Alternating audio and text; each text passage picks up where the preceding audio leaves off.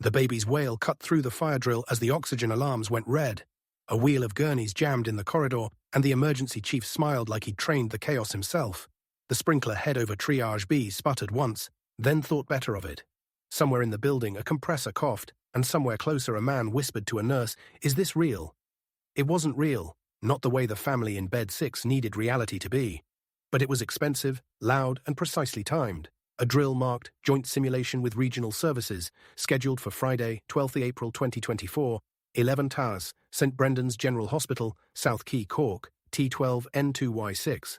The printed plan said we would stress test oxygen resilience under patient surge. The handwritten note in the margin said, "Get footage. I work in patterns. My mother calls me a magpie for strange textures because I can spend half an hour staring at how light hits polished linoleum. Professionally, I'm a clinical data analyst. At the time, I sat in an office above radiology with a view of the River Lee and a plant I called Henrik, because giving things names keeps them watered. I joined St. Brendan's 2 years earlier after a stint in Minneapolis, where hospital spreadsheets are built like winter. Huge, blunt, designed to keep you alive. In Cork, I found smaller corridors and sharper edges. I found an emergency department that ran on adrenaline and shortcuts, and an emergency chief who treated every day like a performance review with God. We called him the chief because that's what the door said. Consultant in Emergency Medicine ED Clinical Lead. He was hired from London with a glowing CV, fluent in buzzwords and bedside murmurs. He had the habit of clasping a junior's shoulder for a beat too long, while saying their first name in a tone that implied gift-giving. The first time I saw him in a crisis, he did the thing you want. He only used his voice to make space in which other voices could work. He praised the paramedics by name. He remembered the grandmother's name from triage A 2 hours later. He took a call from the minister's office and said, with real gravity, "Yes, we need more funding for resilience. That's the good part. You have to believe the good part to understand how the rest hurts."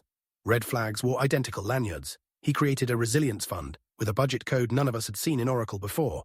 53377 OXGR, Oxygen Resilience Grant.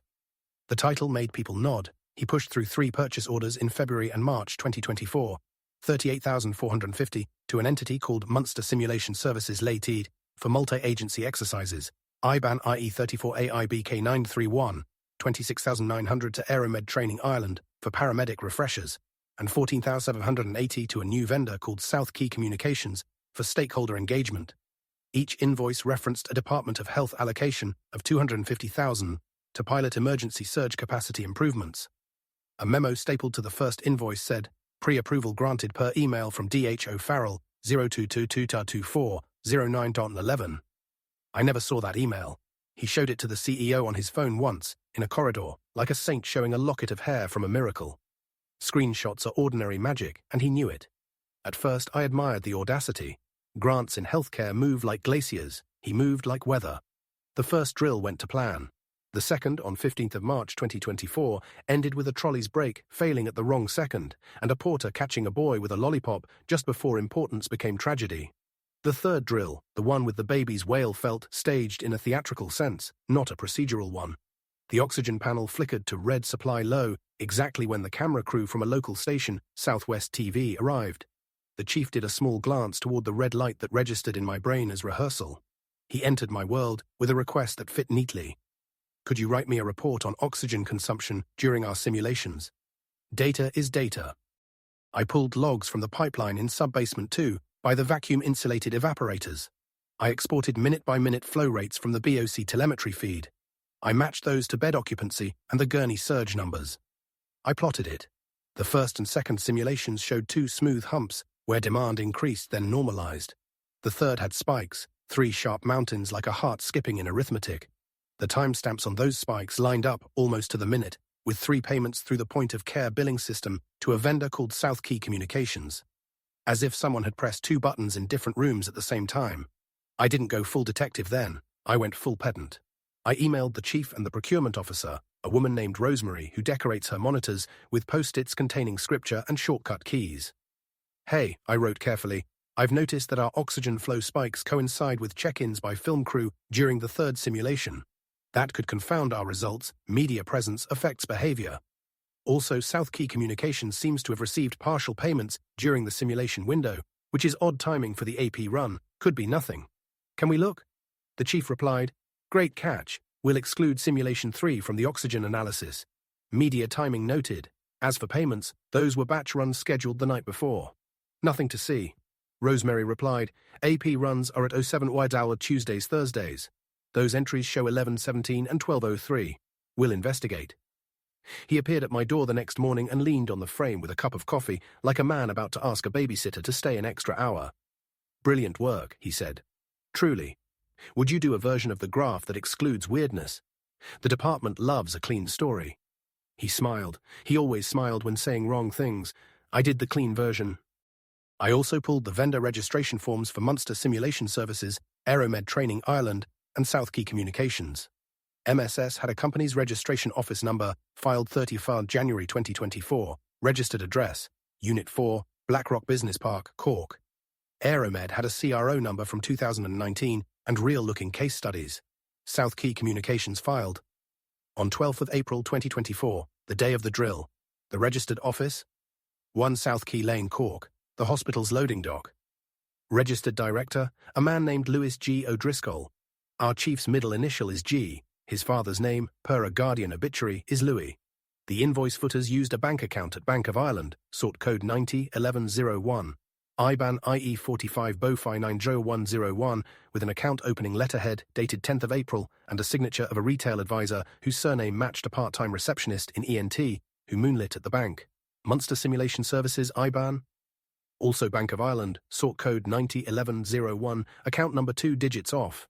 I printed everything and slid it into a brown envelope with a tab. OXGR vendors. I like labeled things because panic respects them. Betrayers don't start as villains. He had saved lives. He had taken night shifts no one wanted. He had pushed supply chain to order suture kits when everyone else accepted delays. He had taken responsibility when a patient's fall made the national papers. He had cried in a break room when a baby didn't make it. I carried that in one pocket while my other pocket bulged with invoices that smelled like printer ink and lies. The breaking point came at a town hall for staff Thursday, 25 April 2024, 13, Main Auditorium, St. Brendan's. The CEO wanted to reassure a workforce exhausted by headlines about a rival hospital's maternity scandal. The chief stood up in a blue suit with no pocket square and said, "We have applied for 1-2 million in additional resilience funding. Our simulations prove we are vulnerable but ready to learn. We will never let Cork down." The room clapped the way tired people clap, politely, as if clapping will send away the wolf. I stood and said, "Before we applaud, can we talk about vendors?" It was not my style to interrupt. I prefer tidy sentences and emails that start with "following up." But I had printed copies of 5 documents and placed each in a clear sleeve. The CRO printout for South Key Communications. Filed the day of the drill.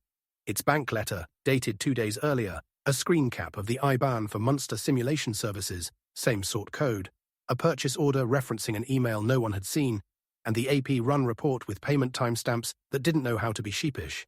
I said, "We have 3 vendors for resilience training. 1 was incorporated the day of a drill with a registered address at our loading dock. 2 share a sort code and sequential IBANs. 1 signed by LG O'Driscoll. That is a rare pairing of initials. We paid out $80,030 in 6 weeks. I would like procurement to confirm due diligence before the next euro leaves this building." The auditorium went quiet in a way that happens just before a freeze or a fire. People looked at me the way people look at a sudden noise in church. The chief laughed. "We are absolutely grateful for our analysts," he said, "and absolutely careful to avoid confusion between coincidental initials and real work. Munster Simulation is a legitimate provider. Ask HSE Midwest. South Key's address is a mail holding error. As for banks, the sort code is Cork City Centre. Many companies have the same code." I didn't look at him. I looked at Rosemary. She stood, said, "We will pause all OXGR payments pending an audit," and sat down before anyone could clap for her. The chief's smile hardened at the edges, and then for just a second, vanished. Protagonist reaction. Calm, methodical, custody of facts. After the town hall, I assembled a packet for our internal auditor, a German woman named Dr. Maike During, who will outlast all of us and whose hobby is hiking along hedgerows, mapping medieval property boundaries. She wears brogues, like punctuation. I hand-delivered OXGR vendors to her office at 3rd floor administration, room A317. I attached a memo. Flags, new vendors with no references, address anomalies, payment timing inconsistent with AP runs, overlapping bank details, directorship names paralleling ED leads. Mikey spoke as if flipping index cards. We will test controls, she said. Procurement policy 5. 3 requires 3 quotes over 5K. Do we have those? We did not. We will test segregation of duties, she said. Who initiated POs? Who approved? Who matched invoices? Who applied three-way match exceptions? I had not yet pulled that. I did with an energy that frightened the plant on my windowsill. The POs had been initiated by an ED admin named Niev, who had only been in the job 8 weeks. Emailed approvals came from the chief's account, CCing Niev. The three-way match exception box had been ticked by AP trainee with a typed note, urgent risk to patient safety. The CFO signed the batch release with a note, per ED clinical lead, will circle back. We had circled, but not back. Makey emailed procurement, stop all OxGR spending, pull every vendor file since 1 Jan. Verify bank details by callback to numbers independently sourced. Verify director identities. If a vendor will not provide 3 references in writing by Monday 29 April 9:00, they will be suspended. He escalated by going lower. He walked through departments like an apologetic storm, bending at the waist, telling nurses he was being smeared by desk people who've never held a hand during a code. He told paramedics at a 2 a.m. handover that some people hate that we're finally getting resources. He told the CEO in a corridor that we're destroying our chance to be a pilot site. He asked me directly for coffee, then said over coffee that some of us are good at winning money and some of us are good at counting it, and that no baby's oxygen will ever be delayed by bureaucracy on my watch. He sat back and waited for shame. I passed him the sugar. Aftermath was paper and people. Makey's audit identified 6 invoices without proper backup, 2 with mismatched addresses. Unit 4, Blackrock Business Park, gives way to Unit 14 in a later invoice, and I went there is no Unit 14. And 1 with a signature of a man who died in 2022. She found that the department email cited did not exist in our systems, and the DH O'Farrell address belonged to a contractor who had moved to Brussels in 2023. She called HSE Midwest. They had never used Munster simulation services. Procurement called Bank of Ireland. The branch manager confirmed 2 business accounts opened on the same morning by a Mr. Lewis G. O'Driscoll, introducing himself as consultant for St. Brendan's Resilience. The accounts had immediate inbound wires matching our payments and immediate outbound transfers to a credit union in Kinsale, IBAN IE 75PTSB, held by a South Key capital. The Kinsale account had cash withdrawals in 2,000 chunks from the ATM on Pierce Street. On Tuesday, 30th of April, the CEO placed the chief on administrative leave, pending review. He left the hospital through the side entrance like a man who truly believed privacy could be selected from a drop-down. The next day he appeared on Southwest TV saying brave things about politics and patient safety. He wore a suit that fit like a decision. The anchors loved him. Nurses texted me with mixed emojis. Escalation wore ordinary clothes. The chief started turning up places I was. He was outside the cafe on Douglas Street, where I go on Wednesdays to read in a corner and reset my social battery. He was parked 2 streets over from my flat on Barrack Street at 2350, sitting in his car scrolling, a dark shape with a lit face. He posted on Twitter, you can call it what you want, it behaves like itself, a sub-tweet about number fetishists who would rather kill a grant than save a life, and people who don't know what blood smells like. He followed that with a thread about misunderstood innovators and jealousy. He did not name me, he didn't have to. In a city like Cork, your shape and hair become you. I kept a log. Date, time, location, what he wore, whether he looked up. I filed a Garda report at Anglesey Street Station, harassment under Non-Fatal Offences Against the Person Act, 1997, and because Ireland loves politeness, the Garda said, would you like us to have a word? I said yes. A uniform knocked on his apartment door on Quaker Road and had a word. He stopped appearing on my street, but he increased the posts. I documented. I exported my emails with hashes, SHA 256 printed at the bottom of each memo because a lawyer I know in Minneapolis taught me judges love math. I saved videos of the drills to a drive locked in my file cabinet with a childish sticker that said, spare tape. I kept my plant watered even when I wanted to stop. Positive turn, an ally with his own weather system. His name is Luca Moretti, a biomedical engineer from Bologna who jokes that he took the wrong Ryanair and stayed. He runs biomedical engineering at St. Brendan's. He's the person who can tell a regulator the serial number of an oxygen valve at 3 a.m. He works like a rope-pulled taut. When I asked him if oxygen alarms can be simulated without being documented as simulated, he looked like I'd kicked a rule. We tag everything, he said. Every bypass valve, every dummy load gets logged to BE Work 7. 4. He showed me the service logs for 12th of April. There was no entry for an oxygen bypass. Then the spike wasn't from us, he said. Either someone tampered without us, or they created a leak. We walked to sub-basement 2, past the lockers where porters keep their lunches, past the compressor room that hums like a planet. Luca opened a soffit above the manifold and shined a flashlight. There, taped to the pipe like a bad idea, was a cracked plastic tube with a clamp. A small leak, well placed, could make a panel think hell had arrived. Luca didn't touch it. He took photos with a measurement scale and called security and Mikey. Mikey asked me, "Did you ever think you'd get to use the phrase chain of custody in a hospital?"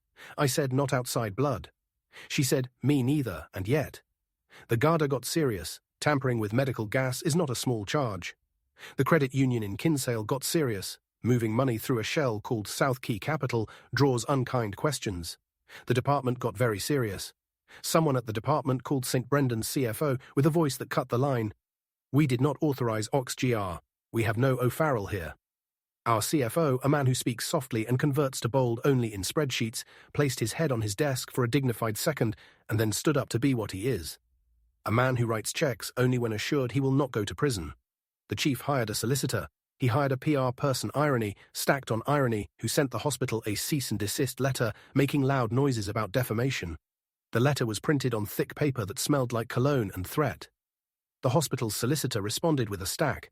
Photos of the tamper, bank statements with arrows, company registry printouts, vendor due diligence checklists with emptiness where checks should be, and screenshots of the chief pressing approve on POs at times that matched cash withdrawals later that day, per his phone's Google timeline.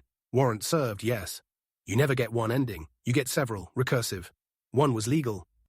On Monday, 10 June 2024, he was charged with offences under the Criminal Justice, theft and fraud offences, Act 2001, Section 6, making gain or causing loss by deception, and under the Safety, Health and Welfare at Work, Act 2005 for tampering with safety-critical systems. The press wrote careful headlines. A reporter with hair gel so precise it seemed insured ambushed me outside the hospital. "Are you the whistle?" "Source?" He swallowed. I said, "I'm a person who writes things down." He ran that line. My mother texted, proud and worried in equal parts. Another ending was personal. At the start of all this, before the drills and the invoices and the ugliness, I had been 8 months into dating a man named Ewan, a Scottish physiotherapist who moved to Cork for a contract and a change of rein. He makes tea like a ritual and reads detective novels to decompress. He was the first person to use the word stalking when the chief appeared near my flat. He was the person who moved his kettle to my kitchen and never moved it back out. One night, when I thought my bones would buzz out of my body, he said, "Come here, detective," and I did. He bought me a coat that looks like competence. This is perhaps the most honest paragraph. There was also office fallout. Neve, the ED admin, cried in the canteen, convinced she would be the scapegoat. She wasn't. Mikey wrote a memo so measured it deserved a trophy. Systems and culture permitted unusual vendor onboarding. Individuals used them. Recommend, separation of authorization and approval. Vendor verification by callback to numbers sourced from independent directories. Annual training on procurement policy 5.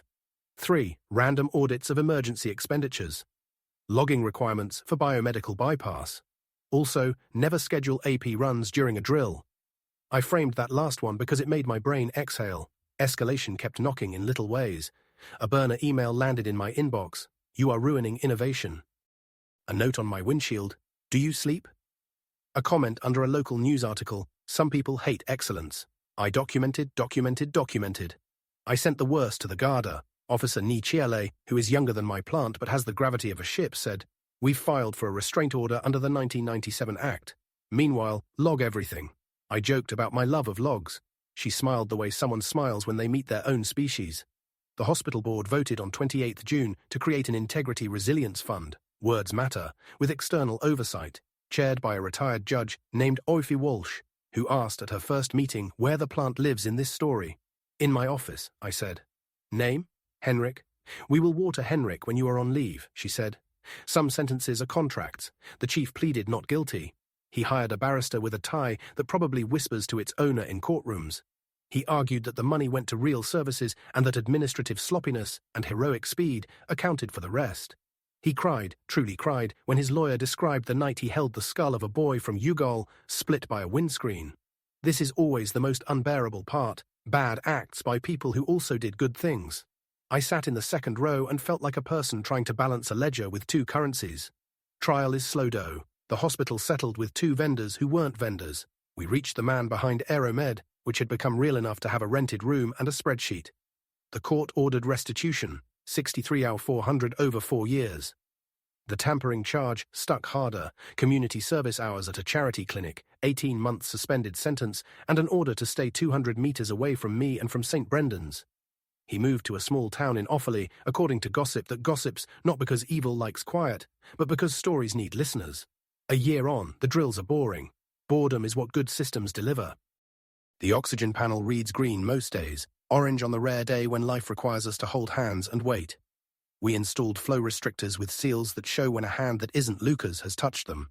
The Resilience Fund paid for new trolley brakes. The paramedics got actual legitimate refreshers through University College Cork's School of Medicine, with certificates that have logos that match. The canteen sometimes serves lasagna that tastes like all lasagnas, and yet somehow still comforts. I started running again. I'd stopped during the ugliest months because my knees started to feel like patches on a leaky dam. Now I run the Keys at 6:30 and the river looks like a spreadsheet you can swim in flat, reflecting, honest about where it's going. Ewan meets me at the halfway point with terrible coffee and we share it, and he talks about a patient who finally lifted their arm past the line where pain had kept it, and I talk about a procurement clause being rewritten. We are boring, it is heavenly. The twist is small and neat and hooked back to the first scene. 16 months after the baby's wail and the oxygen panel's lie, we ran a real simulation with an unannounced drill. A standard now, randomized and controlled, with no cameras, no vendors, no hero edits. The oxygen panel flashed red, the real red, because an actual regulator had flinched, and we had to slow the flow, and a porter named Sean put his hand on the baby carriage and said, "Not today," and a nurse named Agnieszka, Polish by birth, Irish by the way she calls everyone love, whispered to the mother in a tone that made a gospel of the air. The chief wasn't there. The air was. Afterwards, I stood in the same corridor where the sprinkler had once thought about stuttering. The panel lights were green. The baby was sleeping. The world's edges had rounded again. I touched the panel's frame, cool, indifferent metal.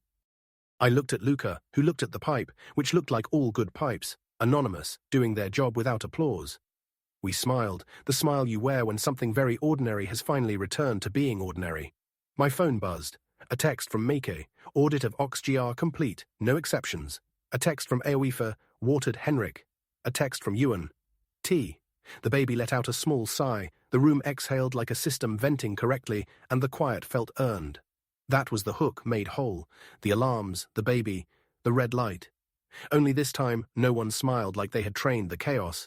We let bureaucracy be boring, and that saved us.